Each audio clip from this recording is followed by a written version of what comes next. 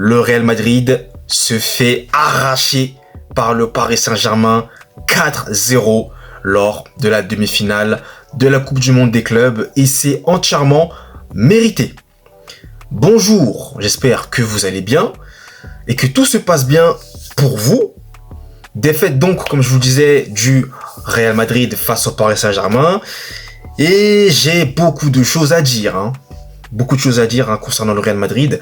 Mais avant toute chose, je vous invite à me mettre votre meilleur like et votre meilleur commentaire dans la barre des commentaires, toujours dans la bienveillance. Merci à vous, ça me fait hyper plaisir. Déjà, premièrement, je vais saluer la performance stratosphérique, une nouvelle fois encore, de la meilleure équipe du monde actuellement, à savoir le Paris Saint-Germain, qui a dominé le Real de la tête et des épaules du début jusqu'à la fin. Paris ne s'est même pas donné à fond. Paris a été supérieur dans tous les compartiments du jeu. Tout ce que vous voulez, Paris a été supérieur. Voilà. Pacho, qui était absent. Eh bien, pas de problème pour Paris. Pas de problème. On n'a pas senti son absence. Le Paris Saint-Germain de Luis Enrique est un collectif. Tout le monde fait les efforts. Et tout le monde a été, je dirais, a excellé. Que ce soit Nuno Mendes, que ce soit Achraf Hakimi, que ce soit Dembélé, le futur Ballon d'Or, je l'espère, qui a encore une nouvelle fois marqué, qui a pressé d'une manière incroyable, que ce soit Kvaratskhelia sur le côté, qui a été aussi très intéressant, que ce soit Désiré Doué, que j'ai beaucoup aimé aussi dans ce match, que ce soit Fabien Ruiz, double buteur. Fabien Ruiz, il est en train de marcher sur l'eau. Il marche sur l'eau. Oui, je vous le dis, il marche sur l'eau, ce joueur. Il est excellent. Fabien Ruiz est en train de me choquer. Mais ses compères également. Vitinha, la sérénité, le calme, l'intelligence, la beauté, la justesse. Vitinha, c'est ça. João Neves, son lieutenant, son meilleur lieutenant. Les efforts défensifs, la conservation de balles. Le milieu de terrain du Paris Saint-Germain est très rodé. Voilà. Défensivement, Marquinhos, très concentré. Beraldo, qui parfois, j'estime qu'il n'est pas assez bon. Mais là, sur le coup, il a même été lui aussi très bon, je trouve. Bon, très bon, c'est peut-être un grand mot, mais il a fait son match, en tout cas. Je dirais qu'il a été bon. Non, Paris a excellé. Paris a excellé. Mais, malheureusement, pour le Real Madrid, eh bien, j'ai envie de vous dire que le Real a aidé Paris. 2 boulettes, 2 buts, 2 boulettes des 2 défenseurs, Rudiger et Asensio.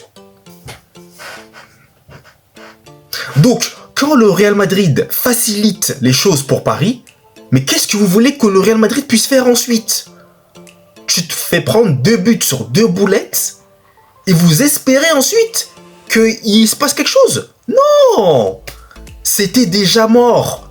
Vous comme moi, on a vu le même match. À 2-0, le Real Madrid n'y était plus mentalement. Paris les avait tués. Il les avait tués. Et vous savez quoi? Je vais même vous révéler quelque chose. C'est que dans ce match, j'ai revu le Real Madrid de la saison dernière. Clairement, j'ai revu les mêmes failles, les mêmes choses qui ne me plaisaient pas tout au long de la saison dernière. Cette saison, le Real Madrid, face au gros, on se fait que taper, on se fait arracher les cheveux. C'est une dinguerie. C'est incroyable. Parce que moi, ce qui me frustre le plus, ce n'est pas le fait de perdre contre la meilleure équipe du monde. C'est Paris en face. Mais le problème, c'est la manière. C'est-à-dire qu'on n'a rien montré. On a été vraiment mais passif. Aucune réaction d'orgueil. Rien. Et encore une fois, Oysen. Vous voyez, quand un joueur est absent, surtout si c'est Oysen, et ben voilà les résultats, voilà les retombées. Voilà les retombées. Donc moi, je vais vous le dire, hein, il faut absolument que l'on recrute un défenseur. Non, il faut recruter un défenseur. Parce que Rudiger, Asensio, moi, je commence à en avoir ma claque. Oui, je vais vous le dire, très sincèrement, j'en ai ma claque. Asensio, avec cette Coupe du Monde des clubs-là, il a perdu des très très très gros points. Je vous le dis. Pareil d'ailleurs pour Rudiger. Hein. Tous les deux, là, ils ont perdu des gros points. Donc, vous voyez comment ça peut aller très très vite pour un joueur. Asensio, qu'on aimait tous, qui était excellent, et qui du jour au lendemain, eh bien, pour moi, il a littéralement plus sa place de titulaire au Real Madrid. Je suis désolé. Pour moi, il doit commencer sur le banc. Sur le banc. Pareil pour Rudiger. Sur le banc. Tu donnes des... En fait, tu t'es tué toi-même. Tu donnes des billes au Paris Saint-Germain. Tu leur donnes des billes. Ben, eux, ils vont se régaler. Demi-finale, Coupe du Monde des clubs face à la meilleure équipe du monde. Bah, c'est fini, c'est fichu. Vous voulez quoi de plus? Voilà. Devant également, bah, malheureusement, Mbappé, Vini, bah, si on veut s'attarder sur eux, leur match à titre individuel, désastreux. Garcia, pareil, mais encore une fois, bah, tu joues à 3 devant. Parce que, je voulais pas parler de Xabi Alonso, parce que j'ai pas trop envie d'accabler. Mais là, il a remis la même compo. On sait très bien que 3 devant, ça fonctionne pas. Ça fonctionne pas. Parce que Garcia, il a été invisible, on l'a pas vu. On l'a pas vu, il a été invisible.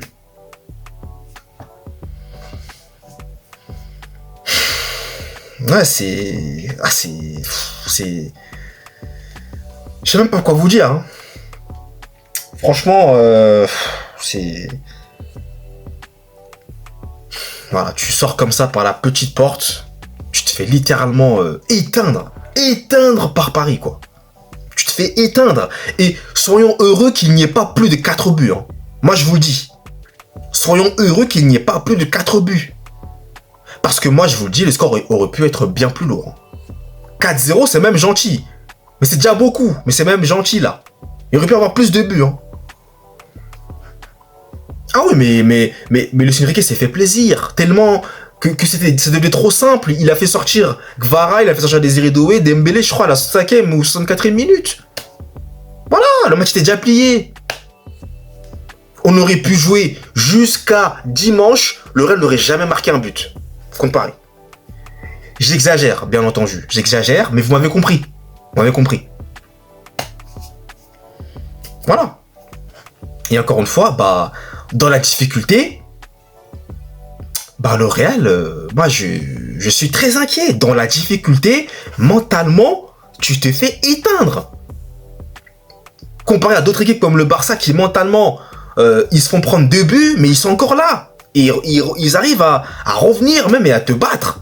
À toi, t'as pas encore franchi là, ce pas-là. Mais encore une fois, tranquille. Laissons le temps à Xabi Alonso de mettre en place les choses. Voilà, j'ai pas envie d'accabler, tranquille. J'espère que ça va arriver. Ça va arriver, tranquillement. Moi, je reste quand même optimiste. Mais bon, là, malheureusement, bah, Trent Alexander-Arnold aussi n'était pas là. Donc, voilà, c'était compliqué, comme par hasard.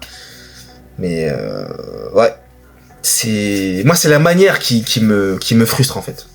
La manière de perdre m'énerve tout autant. Parce que perdre contre Paris, bah, c'est la meilleure équipe du monde, ok. Mais au moins, t'aurais tout donné. J'aurais dit, bah, qu'est-ce que vous voulez, on a tout donné. Mais Paris est plus supérieur, Paris est plus fort. Donc, voilà. Mais là, tu t'es fait rouler dessus, quoi. C'était trop facile pour Paris. Les espaces laissés, il y avait trop de boulevards. C'était trop facile, ils se sont baladés. Ils se sont amusés avec nous. C'était de l'amusement. Ils n'ont pas forcé leur talent. Je le répète, ils n'ont pas forcé. Voilà, c'est tout. Donc bravo à Paris pour cette victoire-là. Et Paris est tout proche de réaliser le sextuplé cette saison. Donc Paris, bravo à vous en tout cas pour cette excellente saison qui est incroyable. Et le Real va devoir travailler. Xabi Alonso va devoir travailler. Voilà. Donc Vini prolonge parce que là ça devient vraiment inquiétant. On dirait qu'il a la tête ailleurs et voilà. En tout cas, je vais pas vous embêter plus longtemps. Merci à vous d'avoir suivi le débrief et nous, on se retrouve très vite. Allez, peace!